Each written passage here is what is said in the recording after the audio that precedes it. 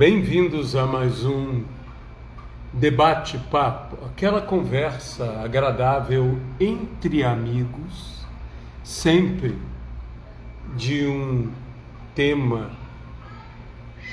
significante e feito de uma forma agradável e edificante. Então, hoje nós teremos a presença do pastor Eduardo Fernandes. Estamos apenas esperando que ele possa estar entrando para podermos fazer o convite a ele. Como eu disse, o objetivo do debate-papo é uma conversa entre amigos de temas ou assuntos relevantes e se falando de uma forma edificante. Vamos dar uma olhada se o pastor Eduardo já entrou, ainda não, né? Estamos esperando que ele possa entrar para podermos convidá-lo a participar. Hoje estaremos falando com ele sobre oração. Será o tema que nós vamos estar falando agora. Então, um pouco mais. Agora sim, ele já entrou. Vamos chamá-lo então. Participar. Né? Já está entrando. Pronto, entrou. Está me ouvindo bem aí? Estou ouvindo, você? O som está indo bem? Estou ouvindo bem também. Shalom, shalom. Aqui. Olha só! Ô, Lidão, como você está? Hein? Como você está? Quietinho, né? Quietinho. O vovô 2. Ei! Tudo bem.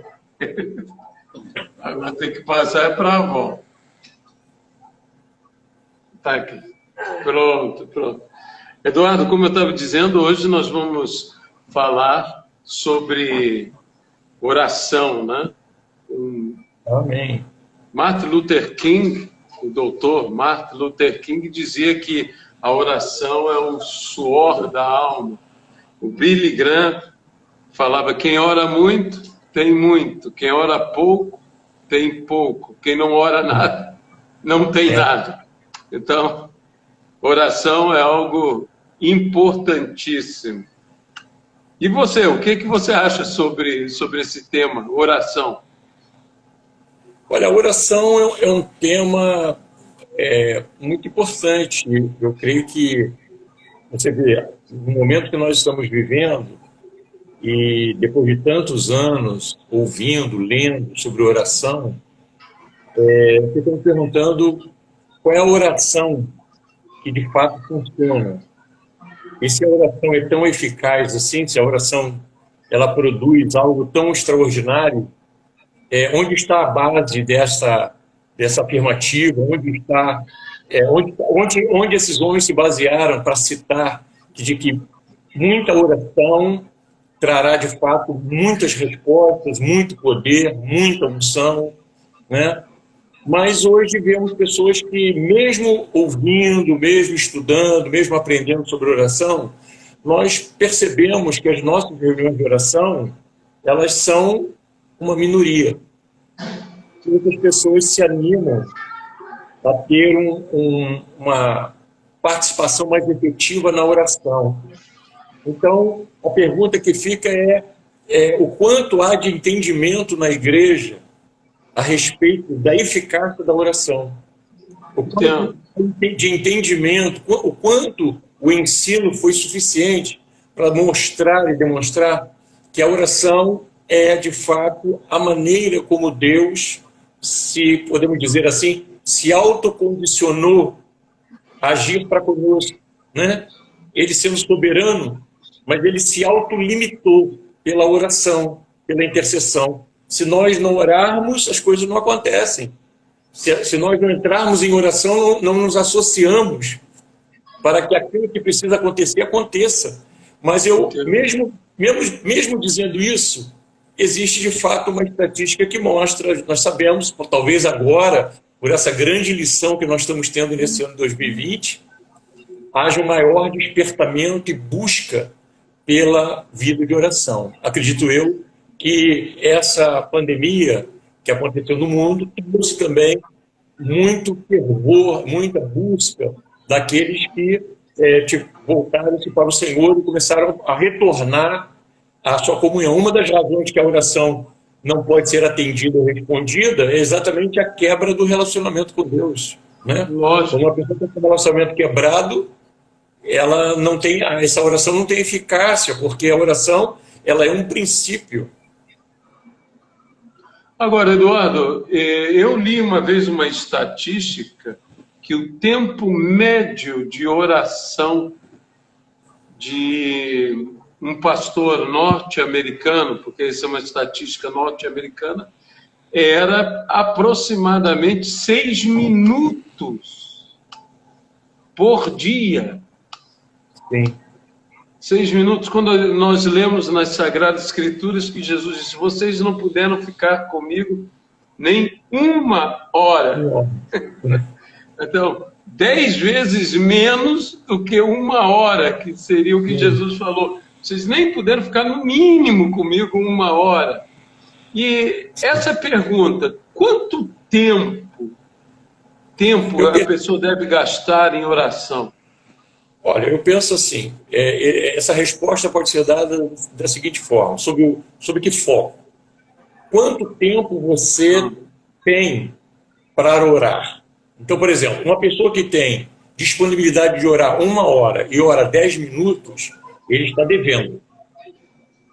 Não é? Ele tem disponibilidade. Uma pessoa que está passando uma situação em que ele não tem como orar 1 hora, porque ele tem um motivo, alega uma razão, ele só pode orar 10 minutos, ele está orando 100%.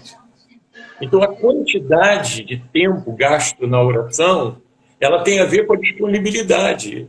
Agora, não podemos esquecer de que quando alguém diz para Deus que ele não tem tempo, Deus arruma tempo para ele, né? A gente já sabe disso. Também tem isso. Também tem isso. E aquela coisa assim, Daniel orava 3 vezes ao dia. Sim. Né? Manhã, tarde, noite, é o que a maior parte das pessoas falam, deveria ser um horário assim. Até mesmo alguns rabinos dizem, orava de manhã como Abraão, orava à tarde como Isaac e à noite como Jacó. Não sei se era o caso de Daniel, mas é bem interessante a gente entender dessa forma. Quantas vezes uma pessoa deveria orar? Vamos lá. Eu acho que nós temos que ultrapassar o Tanar, temos que ultrapassar aquilo que nos ensinou. Nós estamos avançando. Então, nós estamos pegando uma figura do Antigo Testamento, o profeta Daniel.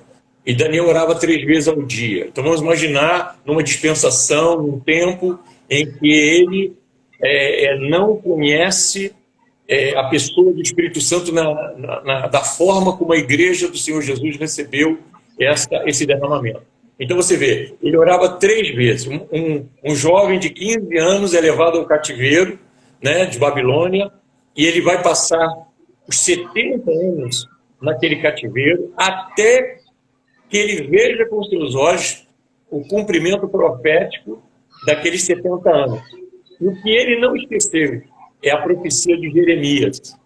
Então, quando cumpriu a profecia de Jeremias, você entende que a oração e a palavra estão conectadas. Não existe oração sem palavra e não existe a palavra sem oração. Porque a oração não é um monólogo, ela é um diálogo. Então, quando você ora, Deus fala com você, e aliás, Deus fala primeiro. Nós já erramos quando entramos em oração, atropelando a conversa, falando com Deus, não deixando que o Espírito Santo fale conosco. e seria muito proveitoso que nós deixássemos o Espírito de Deus trabalhar em nós através da palavra, porque muitas das orações que são pura bobagem, que nós acabamos citando, elas são corrigidas no momento em que nós nos colocamos diante de Deus. Ele traz a sua visitação de maneira que produz em nós a resposta.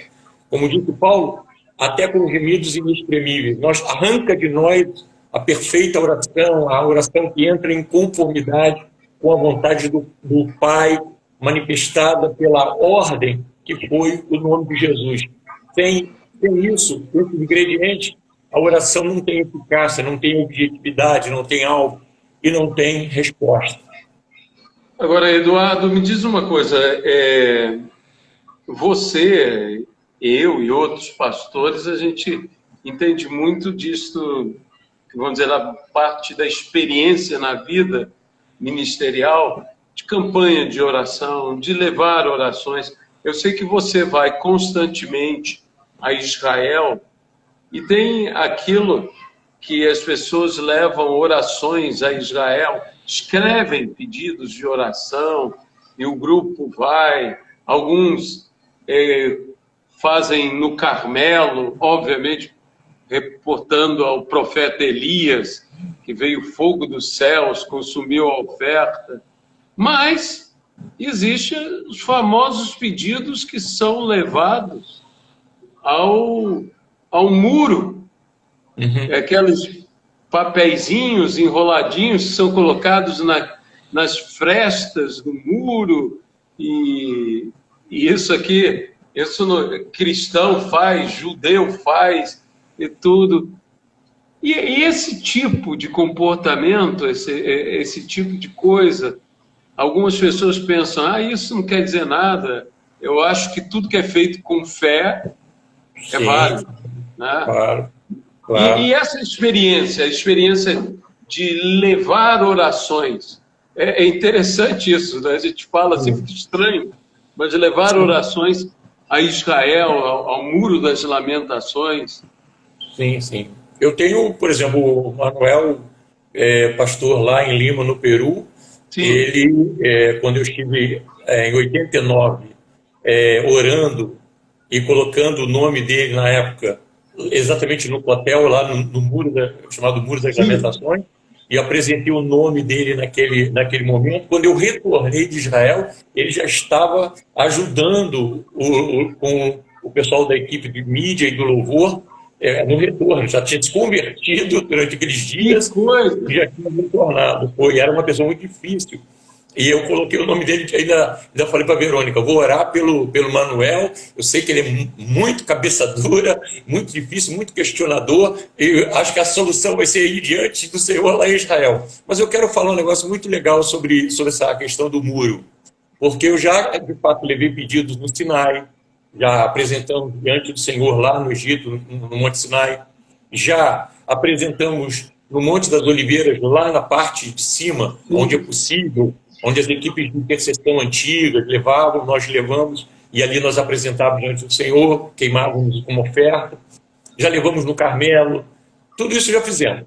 Um dia, ali numa daquelas idas e vindas à cidade antiga, o Senhor falou comigo claramente a respeito de 2 Crônicas, capítulo 7, 14 e 15. Toda oração se fizer nesse lugar. Nesse lugar. Aquilo se saltou num nível de entendimento completamente diferente, porque até aquele momento, olhando o comportamento, que você sabe que aquilo ali é reconstruído pelo menos 17 vezes durante esses 2000 anos. Claro. Mais em queda do templo. Mas aquele muro é a parte, vamos dizer assim, única que sobrou de tudo. De tudo. Então eles têm aquilo ali como uma espécie de, vamos dizer assim, uma faísca, né? Como se fosse um pedaço de algo que eles têm como sonho, como ele profeticamente na reconstrução e tudo mais. Mas sem entrar nessas questões escatológicas, sobre o futuro, sobre reconstrução do templo, há uma promessa do Senhor feita ali a Salomão, naquele momento, quando ele entrega a inauguração daquele lugar, e Deus diz que se o povo se comportasse de forma adequada, no sentido respondendo em arrependimento, em verdadeira conversão, em clamando ao Senhor, ele promete, o versículo 5, então eu ouvirei a oração que fizer neste lugar. Então eu pensei, Deus ouve a nossa oração em qualquer parte, em qualquer lugar do mundo, do planeta que tiver. Mas existe um lugar, é como se você falasse assim, o fogo começa em algum lugar. Então, em algum lugar há uma referência do start. E nós sabemos que o start partiu de Jerusalém. O Senhor disse lá, Jerusalém, Judéia, Samaria, até os confins da terra. Então há um start a partir de Jerusalém. Então o Senhor diz ali, a partir de agora... Então você veja, não só o que vai acontecer futuramente quando Judá clamar ao Senhor, se arrepender e buscar o Senhor, ele de fato trará a resposta, como também ele está dizendo, eu ouvirei a oração que fizer nesse lugar. Aquilo trouxe um sentido de exatidão geográfica, não sei se eu estou conseguindo passar. Um sentido de que Deus pode nos ouvir em qualquer lugar do planeta, mas ali ele disse isso. Naquele momento e naquele lugar ele disse, a oração que se fizer neste lugar eu vou ouvir. Então passou a ter um significado muito de peso, no sentido de que amamos Israel como igreja do Senhor, nós sabemos que a inimizade foi quebrada, não existe mais separação entre gregos e judeus, Cristo nos uniu e nos fez um só povo, eles ainda não sabem disso, mas nós já sabemos, então estamos indo lá como irmãos, abençoando eles e esperando o momento em que eles verão aquele em que eles transpassaram e se converterão, como está lá em Romanos, e vão se arrepender e vão confessar o nome daquele que é o eterno, que vive para sempre. Então, esse lugar passou a ter um significado muito legal, de importância mesmo, de chegar ali e de dizer, Senhor, que bom que eu estou nesse lugar onde um dia começou essa grande caminhada até os confins da terra.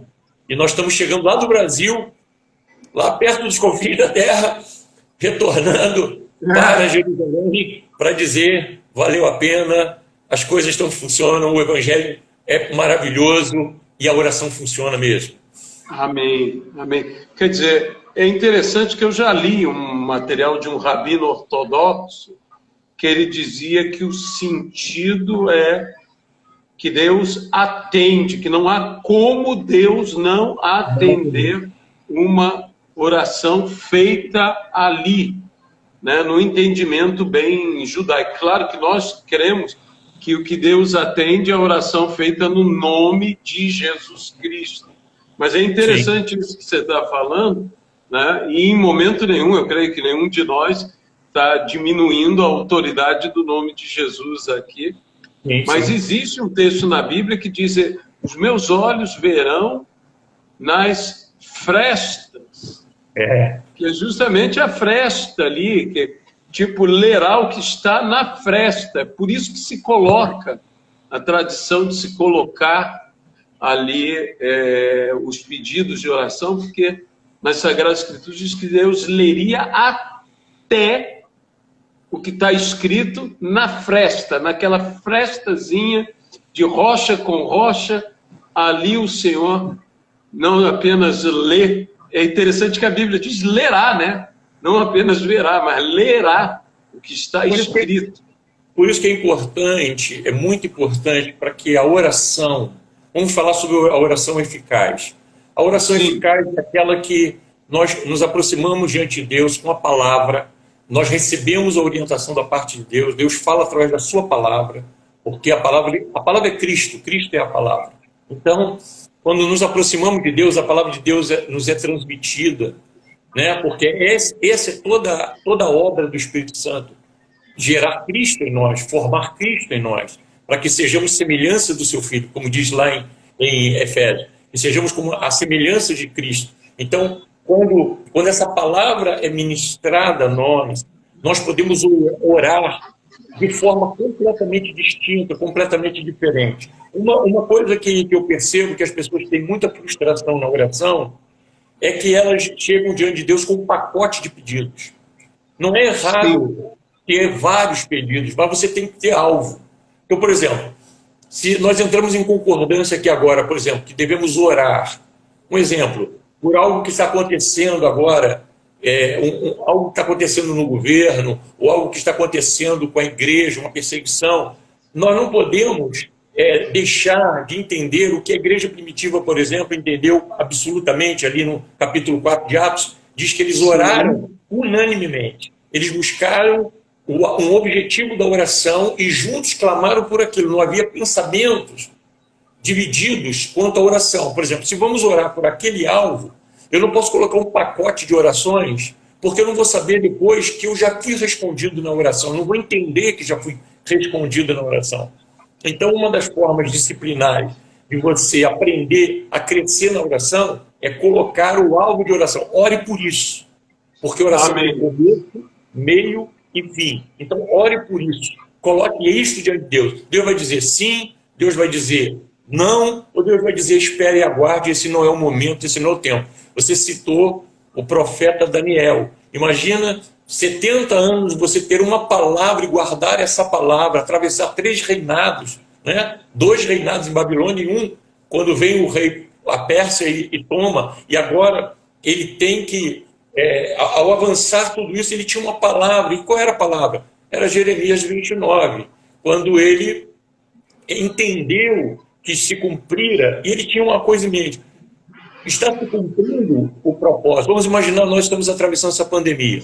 Então vamos pensar assim: será que a igreja está compreendendo?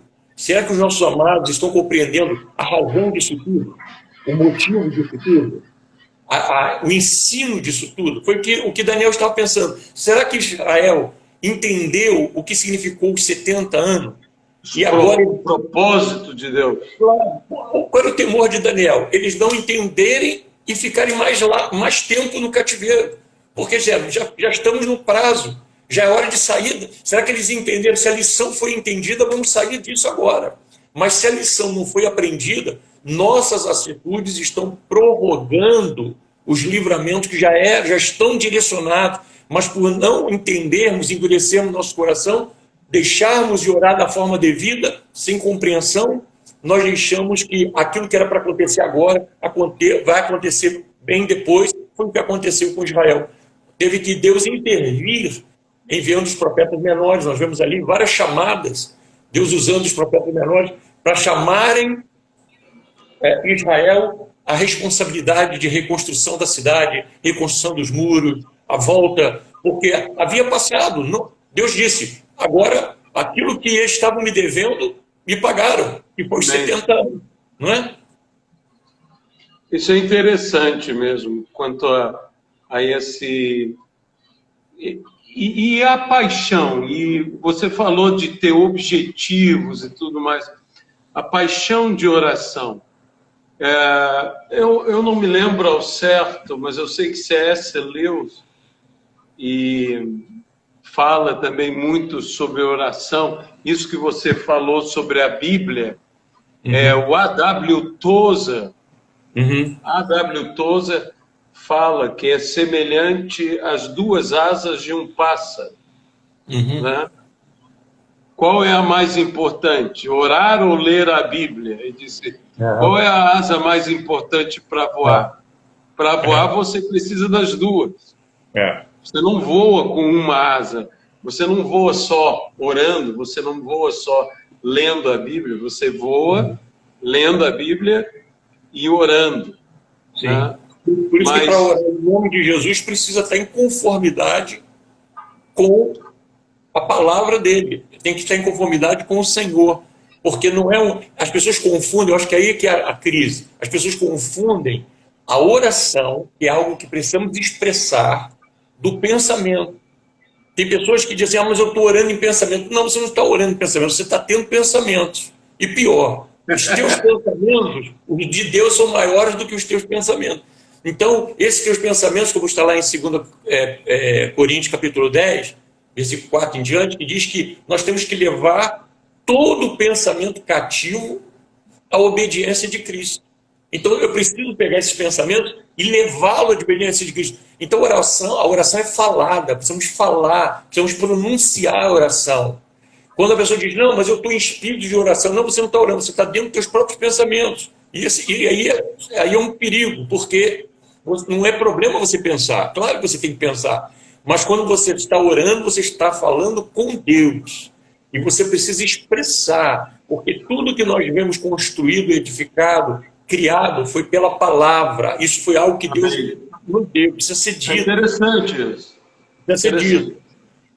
Agora, e quando é um caso como o de Ana, mãe de Samuel, que diz que a boca dela se movia, mas não havia palavras, né? Esse é que eu creio que é dito, é melhor ter uma oração derramando a alma do que apenas palavras sem derramamento de alma. Claro. E quando é um caso como Ana? A gente podia pensar, você falou de Ana, na Antiga Aliança, mas se você pensar que aquela experiência de Ana já era uma ação direta do Espírito Santo na vida dela, porque você vê, ela estava propondo entregar diante de Deus um profeta que foi um profeta extraordinário. Não é? Samuel foi o profeta mais temido de todo. Não tinha bruxo daquela época, não tinha feiticeiro daquela época que não temesse. Não tivesse medo de Samuel. Samuel era. Nenhuma palavra que saiu da boca de Samuel caiu por terra. Então veja o peso desse Samuel. Então, ela entregou a Samuel. Agora a palavra de Deus diz que o Espírito Santo produz em nós, muitas vezes, palavras, né? O Espírito entra em ação em nós e produz em nós a oração que deve ser feita, que deve ser declarada. Agora, é tão magnífico isso, é tão tremendo isso, porque a gente pensa assim, vamos pensar, se o Espírito Santo produz em mim uma oração pelo que eu tenho que orar, então quem é que está produzindo em mim esta oração? Deus. Como Deus não vai responder à oração que Ele mesmo está fazendo através de mim? Então Ele está trazendo palavras e colocando palavras, por isso que a oração em línguas é algo sobrenatural. Claro.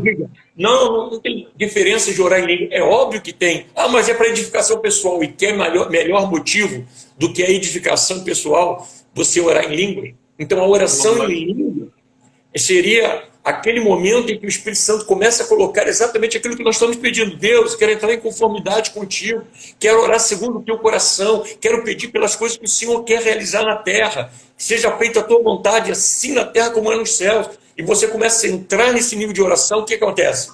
O Espírito Santo produz em você essas palavras. Ora, se Deus colocou essas palavras, meu irmão, sai da frente, porque vai passar um trem, né? Vai passar um rolo compressor. Não tem quem pare isso, porque é uma oração eficaz, uma oração que Deus colocou em você. Por isso que diz, Ele opera o querer e o efetuar. E o realizar.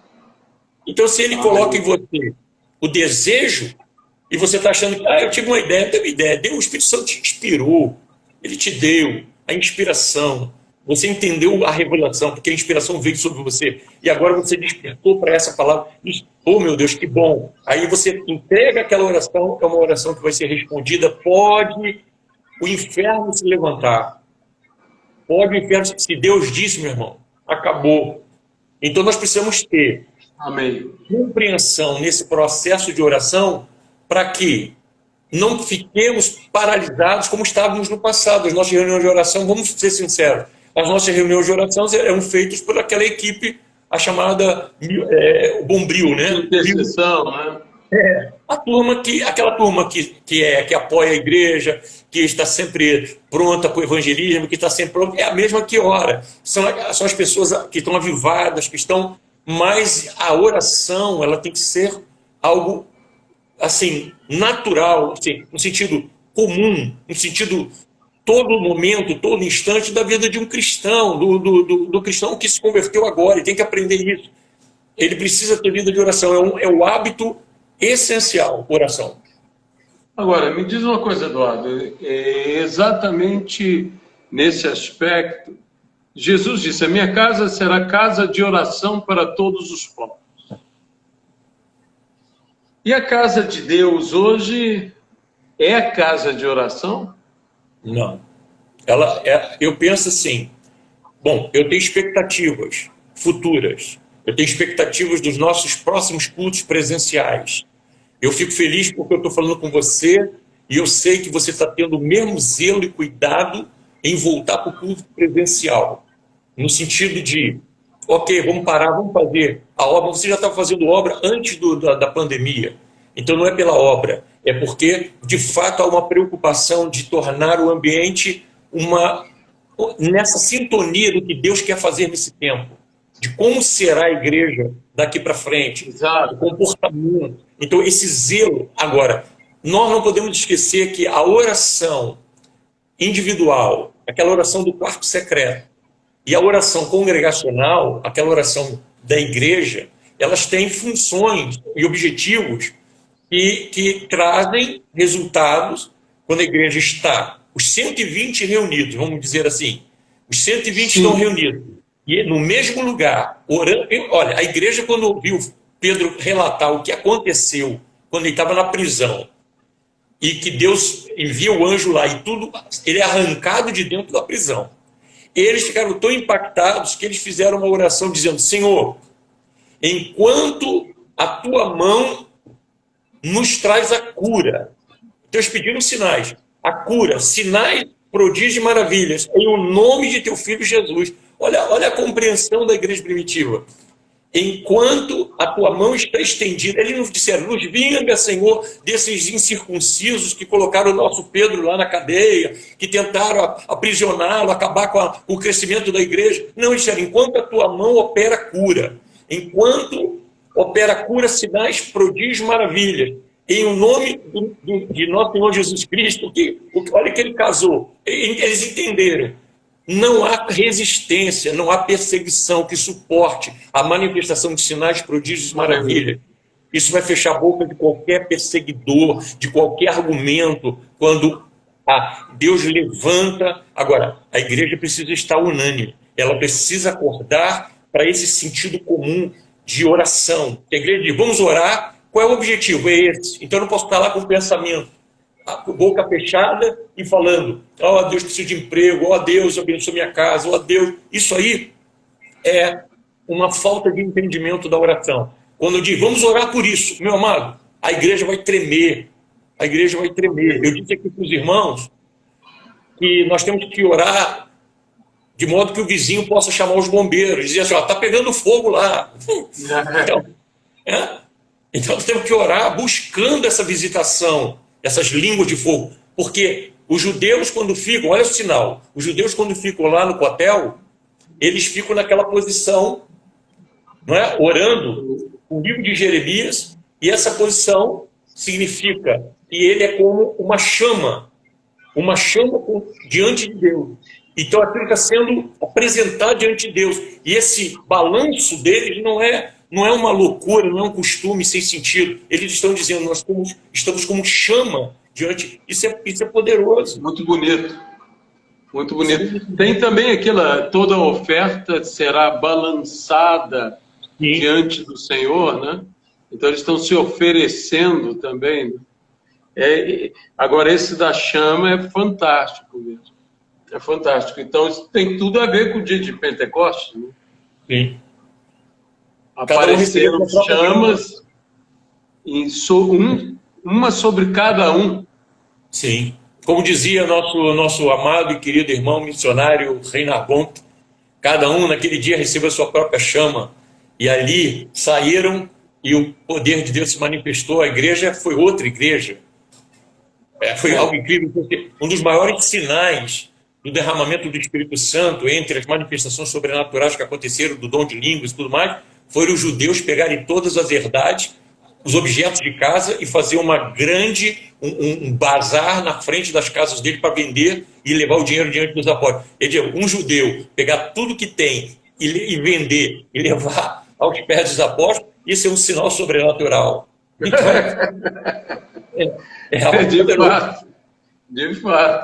de fato, é uma coisa diferente mesmo. Diferente, eu acredito. E me diz uma coisa, Eduardo, os apóstolos, eles podiam ter pedido para Jesus ensinar tantas coisas a eles. Ensina-nos a nos mover no sobrenatural, ensina-nos a pregar, ensina-nos a liderar. mas eles pediram: ensina-nos A orar. a orar. Aliás, Jesus não ensinou a dançar. Eu não tenho nada contra a dança, acho a dança muito bonita. Mas ele não ensinou a dançar, nem a cantar, nem a bailar, nada Nem disso. mesmo pregar, né? Ele ensinou a oração. Então, a preocupação de Jesus, quando você citou no início, que Jesus disse: como vocês não puderam orar comigo 1 hora? Então, ali já estava uma dica, né? Jesus estava dando uma dica para os discípulos, os presentes e os futuros, dizendo o seguinte: vocês prestaram atenção? Eu disse para os discípulos que estavam aqui comigo: vocês não puderam orar nem 1 hora. Então, eu acho que 1 hora, para eles, esse é o mínimo. Eu te dou 24 horas. Você pega 1 hora e você vem e você vai tornar essas 24 horas algo poderoso na sua vida. Muita coisa pode... Não, se a gente olhar, assim, tem desde que foram 3 períodos de oração, né? Jesus orou 3 vezes naquele dia. Ou foi 1 hora ao total, ou foram 3 vezes 1 hora, que já daria 3 horas. Né?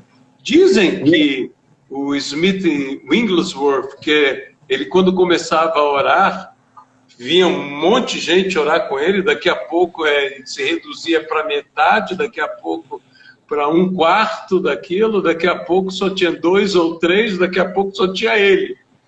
Porque ele ia embora e de joelhos e não parava. Né? E não parava de orar. Nós temos que crer nisso. Nós tivemos lá no Centenário, tivemos há 2 anos atrás lá na Califórnia, no derramamento, aquela visitação pentecostal, né? A visitação. É sobrenatural. Agora, eu estava pensando no nosso pastor amigo, pastor Fábio, que contava, acho que você conhece essa história, que quando ele começou o movimento da socorrista, eles chamavam os pastores, oravam ali no púlpito, às vezes 10, 15, 20 dias. E contava isso era o pastor Roberto, já está no Senhor, né? Pastor Roberto. E eles ficavam ali 15, 20 dias em jejum e oração. O que era o resultado daquilo? O sobrenatural. Curas, milagres. E com o passar do tempo, nós podemos repetir, eu estou falando todos nós podemos repetir o que aconteceu com os discípulos. Acabaram de ser advertidos por Jesus e voltaram a dormir. Isso nos impressiona, porque eles não pensaram: poxa, foi mal, né? Vou agora, Senhor, perdoa, mas vamos sair, estamos velando juntos. Não, voltaram a dormir, mostraram uma indiferença àquele momento tão importante, e aquele instante tão importante que Jesus queria ter o companheirismo. Isso estava declarado, porque você vê como o Senhor quis a reunião antes da crucificação na casa lá em Betânia. Ele quis aquela reunião porque Lázaro estaria presente. No capítulo 12 de João, ver a presença de Lázaro ali era uma referência sobre... Ele vai dar uma declaração que é bombástica. Ele vai dizer: eu sou a ressurreição e a vida. Ele revela isso a Marta e Maria. Marta corre para contar para Maria. E Maria vai lá e encontra com o mestre. Ele me falou um negócio. E ela saiu correndo também. Agora, eles não tinham entendimento do que Jesus estava dizendo. Agora, o que Jesus estava dizendo, nem o inferno entendeu. Nem o inferno compreendeu. Como é que eu vou matar a ressurreição? Como é que a gente mata a ressurreição? Então, Jesus desce. E quando ele desce lá no Hades, quando ele vai no Seol, quando ele vai na sepultura, ele é a ressurreição e a vida. E aí, meu amado, ninguém tinha... Quando falta entendimento, quando não há revelação, quando não há... Aí o que arrebenta com a morte? A ressurreição. Quem vence a morte? A ressurreição. Então, essa importância da oração, Jesus mostrou todo o tempo que ele, na condição do que ele assumiu como homem, ele estava dizendo: olha, é assim que vocês têm que fazer. Eu digo isso porque a gente ficou aí, pelo menos, uns 15 anos, do ano 2000 ao ano 2015, falando sobre modelos, modelo de igreja, modelo isso, modelo aquilo. E eu posso dizer hoje, com 40 anos pregando o evangelho, dizer: o modelo é Cristo, o modelo é Jesus, o resto é ferramenta. O resto são ferramentas. Cristo é o nosso modelo. Então, se eu quero uma referência de como eu tenho que me comportar como oração, quem é a minha referência? É Cristo. Cristo. Eu posso olhar para Daniel, eu posso olhar... Quem diz isso era Balistreri. Ele diz assim, se você prega Elias, se você prega Daniel, se você prega Moisés, se você prega qualquer profeta e não te leva a entender Cristo, você está pregando nada.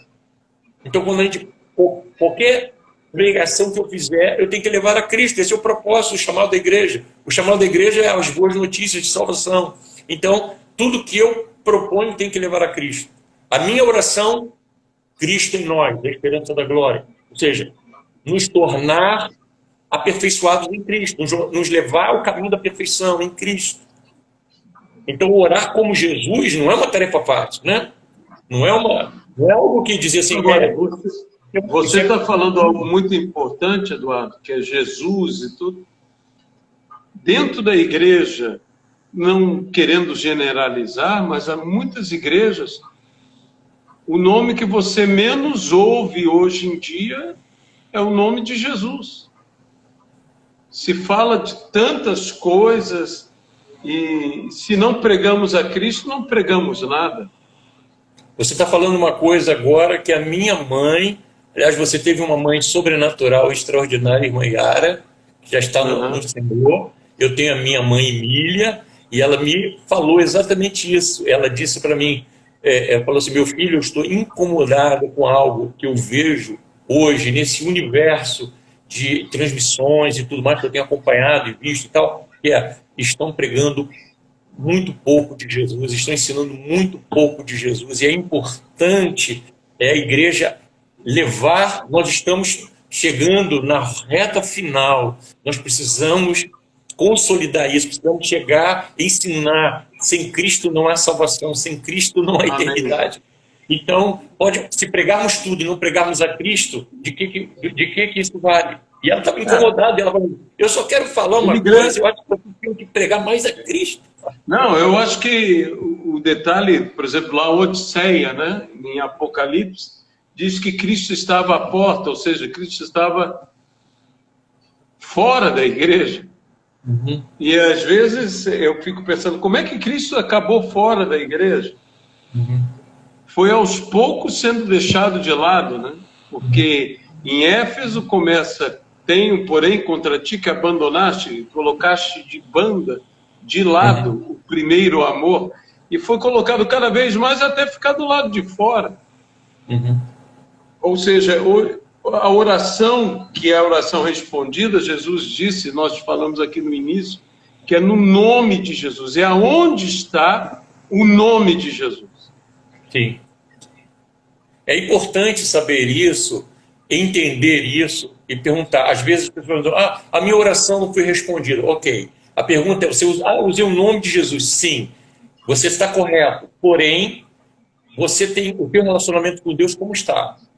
Porque se você tiver com um relacionamento quebrado com Deus, você não tem o sentido que dá, você quer ter uma resposta de oração, quando na verdade você está distante de Deus. Então, a palavra de Deus diz lá que a iniquidade é o que faz a separação entre o Senhor e é o pecado que nos separa dele. Ele quer mostrar para conosco sua benevolência, sua misericórdia, sua graça, ele quer derramar sobre nós. Mas o pecado faz separação. Então, um relacionamento quebrado com Deus, ele torna essa oração ineficaz. Então, uma oração para ser respondida, ela tem que ter base num relacionamento. Então, vamos consertar isso. Igual uma pessoa que chega para você e diz assim, pastor, ora por mim porque minhas finanças estão quebradas. E você diz, bom, como é que está a sua fidelidade com Deus? Não está boa. Então você seja fiel, porque é a tua fidelidade que vai trazer a resposta e não a oração. Eu vou orar, mas não tem sentido. É igual aquela oração que as pessoas fazem e vão diante de Deus, Deus me abençoa. Não tem sentido, porque Deus é abençoador e Ele nos abençoou. Ele já nos abençoou. Então, eu tenho que entender do princípio que Ele já nos abençoou, o que está acontecendo, por que eu não estou me sentindo abençoado. Mas quando eu vou diante de Deus e dizer, Deus me abençoa, eu ponho dúvida no caráter de Deus, eu ponho dúvida na palavra revelada, eu ponho dúvida naquilo que Ele já disse. Entendo. Eu derramei sobre vós toda sorte de bênçãos. Então a bênção já foi derramada. Agora, por que eu não estou tendo acesso? Por que eu não estou conseguindo ver isso manifesto na minha vida? Porque é algo que está ali entre você e o Senhor que precisa ser corrigido. Algo que Deus está tratando para que isso seja resolvido, de forma que você possa... Então, é como aquela pessoa que diz assim, pastor, unge meu carro, eu comprei um carro, unge meu carro. E às vezes a gente até vai, pela misericórdia, a gente vai lá e unge e tudo, mas ok, não tem problema nenhum, com mais óleo, sem óleo, com óleo, sem óleo, o carro já leva óleo. Agora, a realidade é que o que consagra o bem é o dízimo. O que consagra o bem é a oferta diante de Deus. Claro. Então, é isso que santifica o que está na mão da pessoa. Não é o objeto em si. Então, o que santifica é o entendimento. Agora, você falou algo importante sobre isso, ter um relacionamento com Deus, que tem aquele texto, né, dos exorcistas judeus, aqueles irmãos que disseram, no nome de Jesus Cristo, a quem Paulo prega, te ordenamos sair, e o demônio disse, bem, a Jesus eu conheço, e a Paulo eu conheço, e vós, quem sois? Quer dizer, não é uma questão apenas, fé não é um elemento mágico, né? É um elemento de, e eu digo até mesmo, né, há pessoas que pensam que tudo isso é para fazer a nossa vontade. A fé nos é dada para que nós façamos a vontade de Deus.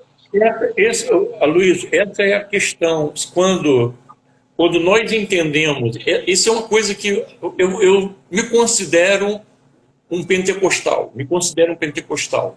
Então, eu digo que isso talvez seja mais enfático entre os pentecostais, que é a questão de eu estou fazendo a obra de Deus, eu vou fazer a obra, irmão, vamos fazer a obra. Quem faz a obra é Deus, quem está fazendo a obra é Ele, em nós.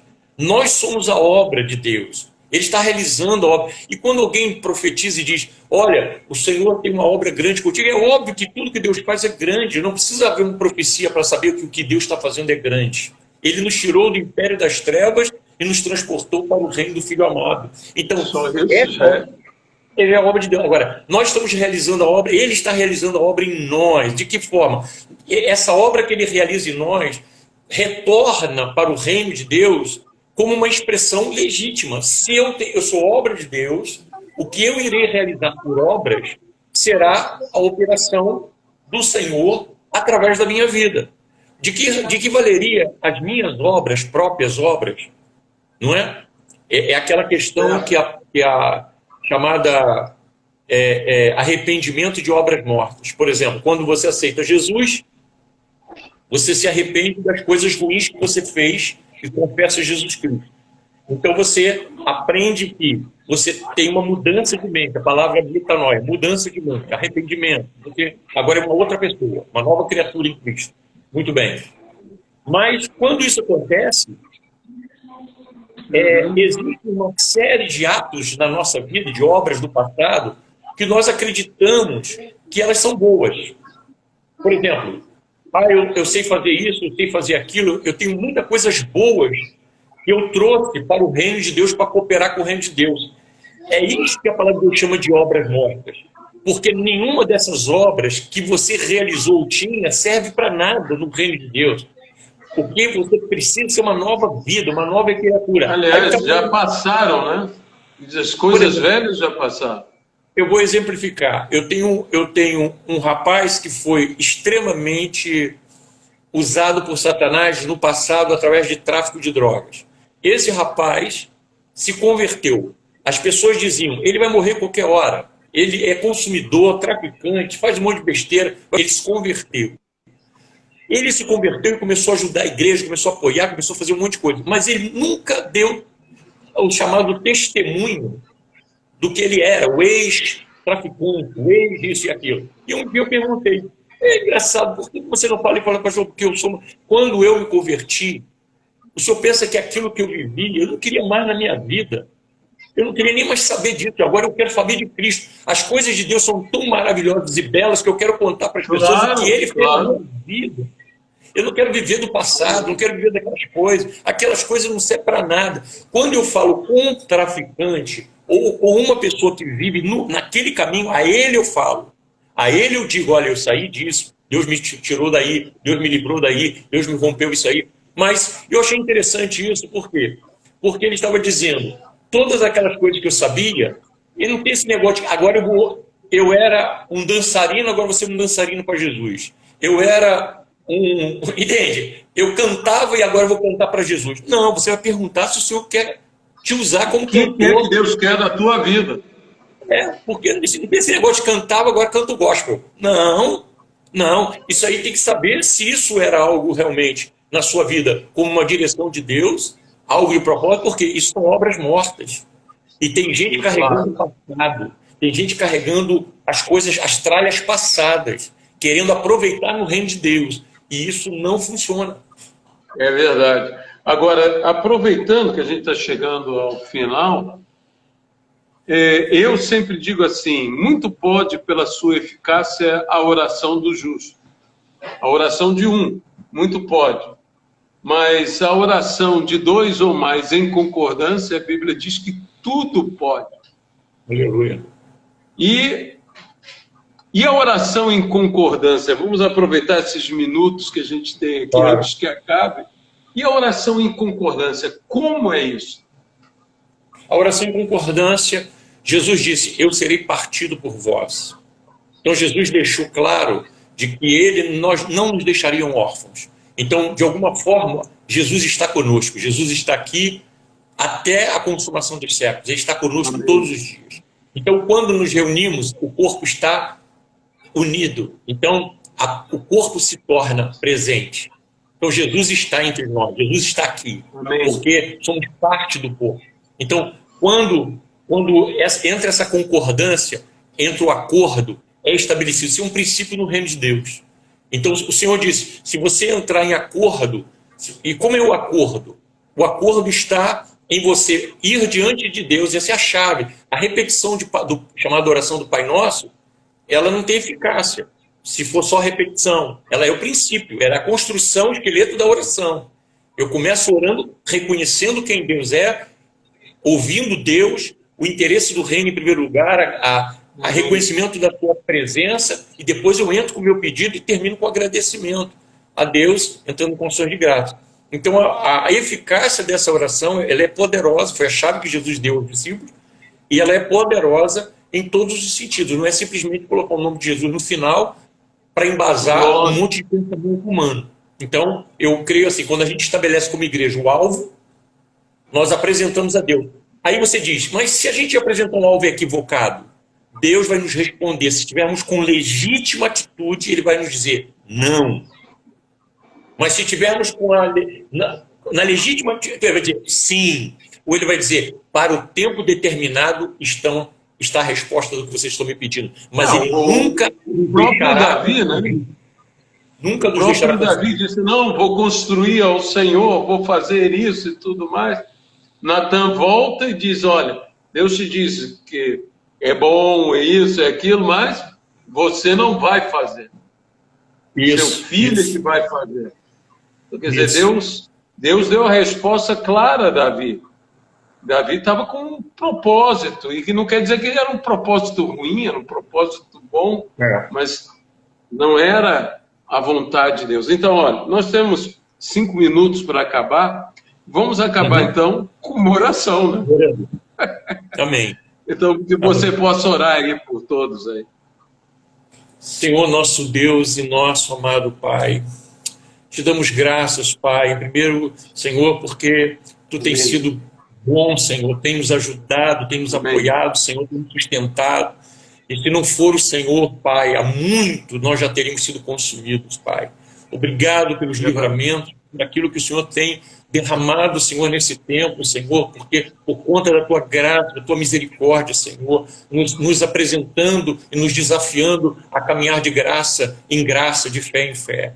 Que a Tua mão agora, meu Deus, que estamos juntos, ó Deus, com Teu servo e tantos demais irmãos, agora, nesse instante, como aqueles que estarão no futuro, Senhor, entrando nesse canal e podendo ouvir tudo aquilo que nós conversamos. Pai, que o Teu Espírito possa trazer sobre cada um, Senhor, esse despertamento, e nos incluímos, Pai, queremos estar no da fila, Senhor, para dizer, Senhor, eis-nos aqui, Senhor, desperta em Amém. nós essa chama, Senhor, pela oração, pela vida de oração, para compreender, ó Deus, o significado profundo, Senhor, e possamos ter no nível ministerial, Senhor, ó Deus, a capacidade no Espírito Santo de levar, Senhor, ó Deus, àqueles que precisam ser despertados, Senhor. Quanto desespero, quanta doença, quanta enfermidade, quanto problema nós escaparíamos, ó Pai, simplesmente por estar ali, Senhor, diante da Tua presença, colocando e recebendo da Tua palavra a direção para o tempo, a direção, quanta entrevista, quanto agendamento, quantas compras, quantas coisas, Pai, podem ser, ó Deus, removidas, ó Deus, o desperdício, o sofrimento inútil, a dor inútil, Senhor, produzida apenas pela insensatez. Poderíamos estar livres simplesmente, Pai, por estarmos obedientes, Senhor, ó Deus, como diz a Tua palavra, obediente, a fim de que, se entrarmos nessa obediência, como diz as Escrituras, a Tua palavra, Senhor, então o Espírito, pela obediência, pode trazer juízo sobre toda ação da desobediência que tem promovido esse caos sobre o planeta. Então nós oramos diante do tribunal celestial e declaramos a vitória sobre cada um que agora está conosco em oração, principalmente por este alvo que nós estamos orando, termos uma vida de oração, termos uma resposta de oração para esse tempo, e termos, Deus, breve testemunhos de que a igreja se despertou para orar incansavelmente, unanimemente, ó Deus, entendendo os processos e agradecendo a Ti agora, Senhor, em o nome do Senhor Jesus, com perdão dos nossos pecados, e todo que crê onde estiver, diga amém e amém, Senhor. Eduardo, obrigado. Nós estamos encerrando já esse debate-papo, né? Espero contar com você de novo, uma outra ocasião. E amanhã nós temos a live da ARC, né? Que vai estar o apóstolo Newton de Paula, lá da Embaixada Rocha Viva de Goiânia. Vai estar conosco. Vai ser muito bom. Os irmãos que quiserem entrar no site da ARC, ARC Church, ARC, church.com.br, tem lá os vídeos das outras reuniões passadas, que cada uma melhor. Edmeia Williams, Azaf Borba, né, Roselyn, e o Lamartine, né, Pozella, tem vários ali que eles vão poder aproveitar ao máximo essas palavras. Obrigado mais uma vez, Eduardo. Até uma próxima, então. Shalom. Beijão para você. Shalom.